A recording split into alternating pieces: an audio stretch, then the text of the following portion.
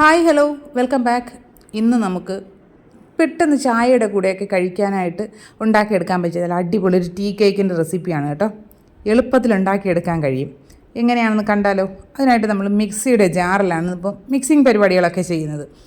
നല്ല ഡ്രൈ ആയിട്ടുള്ള മിക്സിയുടെ ജാറിലേക്ക് 2 റൂം ടെമ്പറേച്ചറിലുള്ള മുട്ട ചേർത്ത് കൊടുക്കുക. 1 ടീസ്പൂൺ വാനില എസൻസ്, 1-2 തുള്ളി മാത്രം പൈനാപ്പിൾ എസൻസ്. നമ്മൾ കടയിൽ നിന്ന് വാങ്ങുന്ന ടീ കേക്കിലൊക്കെ അങ്ങനെ ഒരു എസൻസിൻ്റെ മണം ഉണ്ടാവുമല്ലോ. അതൊരു 30 സെക്കൻഡ് നന്നായിട്ട് അടിച്ചെടുക്കുക. അതിനുശേഷം അതിലേക്ക് 1/4 കപ്പ് പഞ്ചസാര ചേർത്ത് കൊടുക്കുക. പൊടിക്കാത്ത പഞ്ചസാരയാണ്. പഞ്ചസാരയും കൂടെ ചേർത്ത് നന്നായിട്ട് അടിച്ചെടുക്കുക, മാറ്റി വയ്ക്കുക.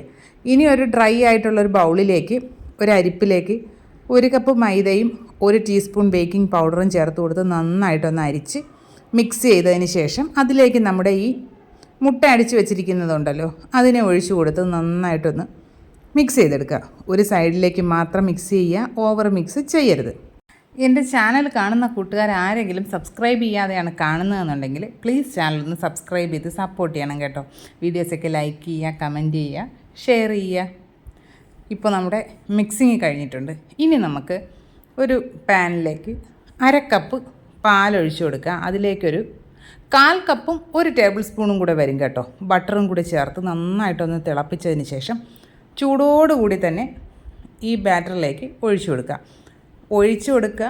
നമ്മൾ ഒരു സൈഡിൽ കൂടി അത് മിക്സ് ചെയ്യുകയും വേണം കേട്ടോ. നന്നായിട്ട് ഇതെല്ലാം കൂടി മിക്സ് ചെയ്തെടുക്കുക.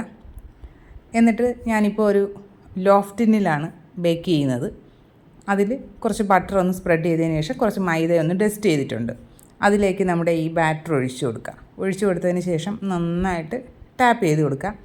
ഇനി പ്രീ ഹീറ്റ് ചെയ്ത് വെച്ചിരിക്കുന്ന പാത്രത്തിലേക്ക് ഇറക്കി വെച്ച് കൊടുക്കുക.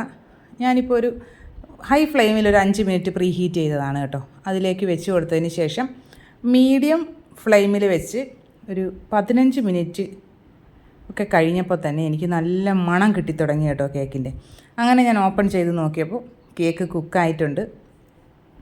2-3 സ്ഥലത്തൊക്കെ ഞാനൊന്ന് കുത്തി നോക്കിയിട്ടുണ്ടായിരുന്നേ. നന്നായിട്ട് കുക്കായി കിട്ടിയിട്ടുണ്ട്. അത് ഡീമോൾഡ് ചെയ്തെടുക്കാനൊന്നും ഒരു പാടും ഉണ്ടായില്ല കേട്ടോ. പെട്ടെന്ന് അതിൽ നിന്ന് വിട്ട് കിട്ടിയിട്ടുണ്ടായിരുന്നു.